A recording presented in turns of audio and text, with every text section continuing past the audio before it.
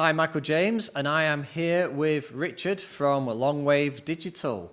And we're going to talk a little bit about team management and some of the tips and techniques that you've discovered for team management. So, Richard, do you want to tell us a little bit about Longwave Digital and then tell us about your team management techniques? Yeah, so basically we are a video content creation house specifically aimed at podcasting, but we also create short form content for social medias. Podcasting is one of those industries that's quite hard to grow a podcast just because of the nature of it.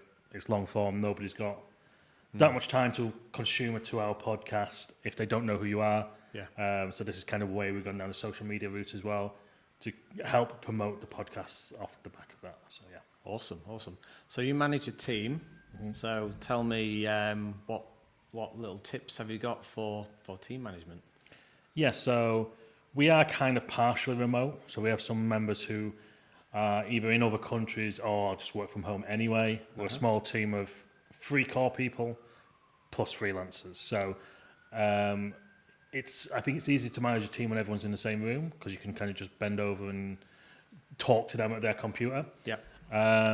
But when you are kind of handling people who are not in the room, that's when you kind of need systems in place to make that happen. So for me, the first tip is a communication tool. So there's plenty of these out there. Yeah. For us, we use Slack. So Slack is a free tool at a certain point. Then you can go for the pro features. Yeah. So they kind of get you once you're really embedded in with getting you to pay. Don't they all? Yeah. And the good thing why Slack then over Teams and all the others? I think Slack is much more of the startup vibe anyway. So I've used it in startups previously. And I think a lot of the other applications have their own. They're all very similar anyway as it is. Mm-hmm. So I think once you get in, like if you're Android or iPhone, right, you're in that ecosystem. Simple communication in groups, so general chat. Maybe you've got a links chat where you post in links that you like. Also, DMs to individual members of the team. It also has a built-in video chat. That's not the strongest, but you can jump on those little video calls with members of the team. So it's just a really good, quicker than obviously email to get in contact with people. Cool. And as far as managing the projects and everything, you've got a tool that you use for that too? Yeah, so we have multiple clients and each client has multiple episodes of a podcast is the main thing that we're doing. So generally speaking, we're on a weekly recurring of an episode. So we need to track where we are with that episode. So whether that episode it's had a first draft done before the client may select sections they want out for clips. So we need to know if the audio has been cleaned, if the podcast draft has been edited, if it's been finalized, maybe if the social media clips have been taken and edited. So we just need to track that across multiple clients and across multiple employees as well. So who's working on what, when's the deadline coming up.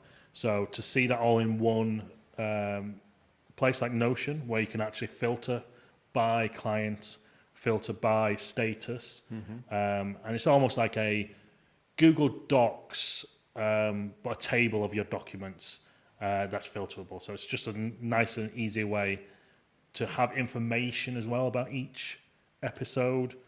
You know, you might have notes on something the client wants you to remove from the episode.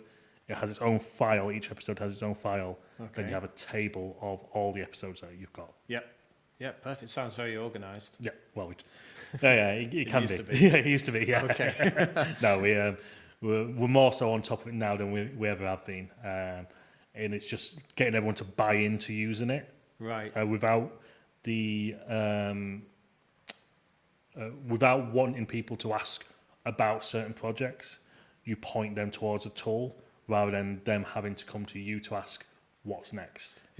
Are you talking about your team members here, or are you talking about clients? Would they use it as well? And you have to sort of train them how to use it? We do have clients using their own Notion. So similar in the way of Slack, we have clients using their own Slack.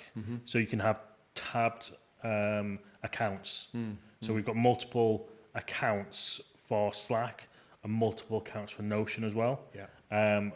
for smaller clients, you can pull them into your ecosystem, Yeah. but you've often got bigger clients who already have their ecosystem. You have to kind of work with them a little bit. So we're touching on something really interesting here, and it's something that I've had experience with in the past. It's like we have these tools, which are actually fantastic tools, whether they be Slack or Notion or Teams or anything else, or Jira, Trello, but they only work as well as people buy into them and actually use them, and that can be one of the harder parts of it.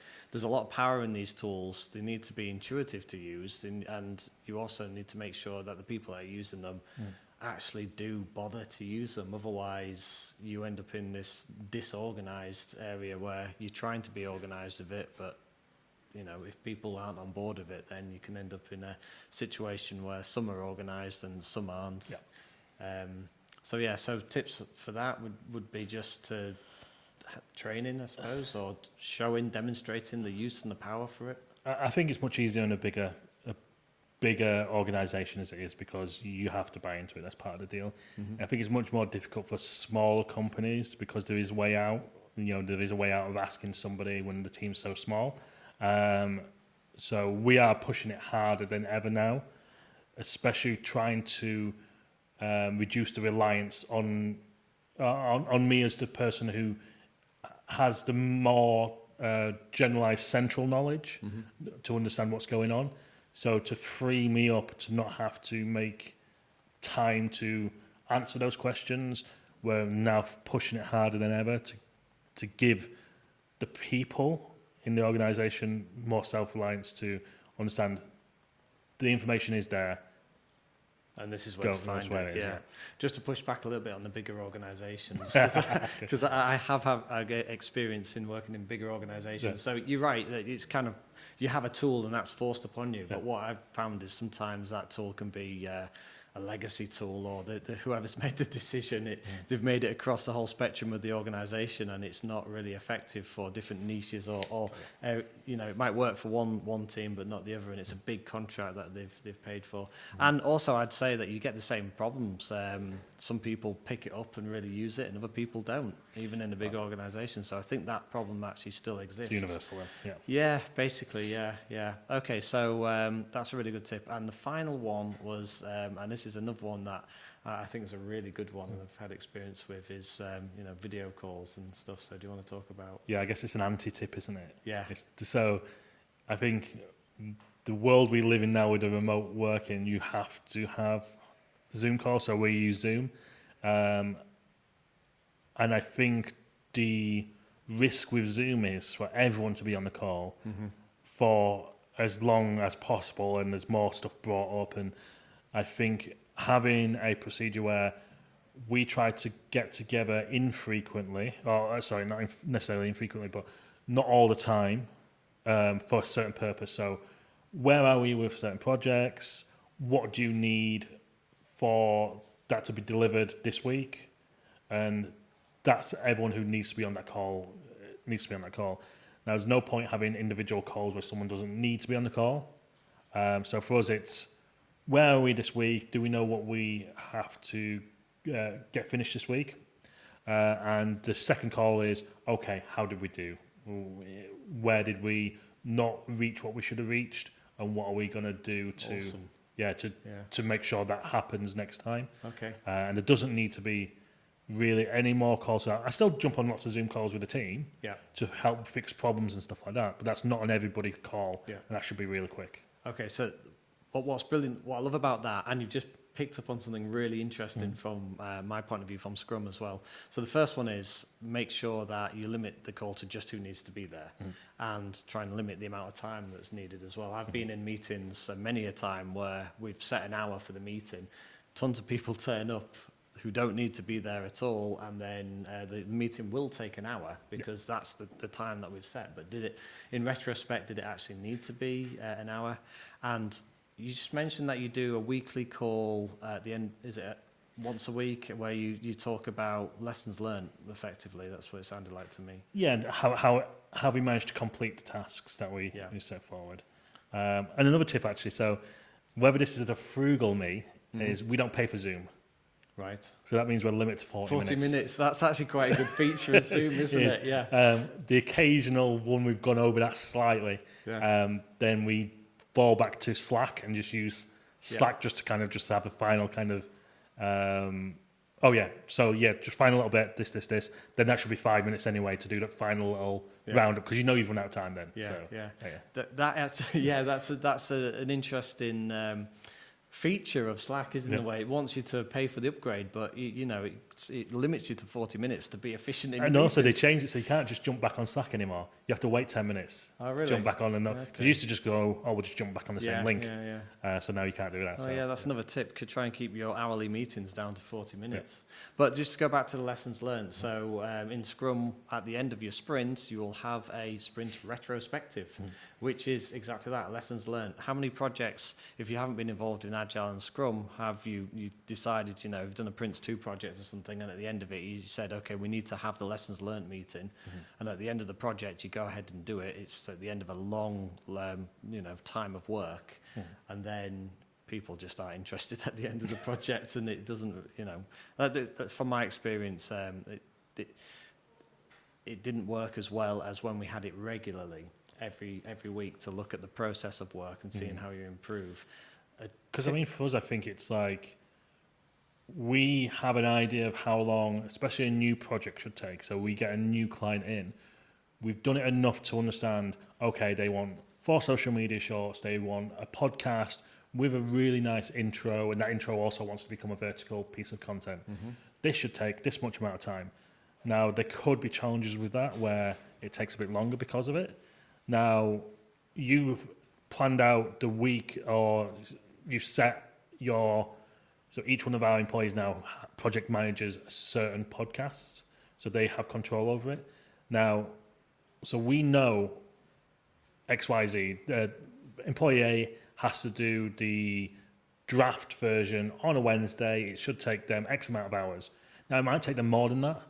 So that's why going back to it that week and go, this is taking me longer because of this.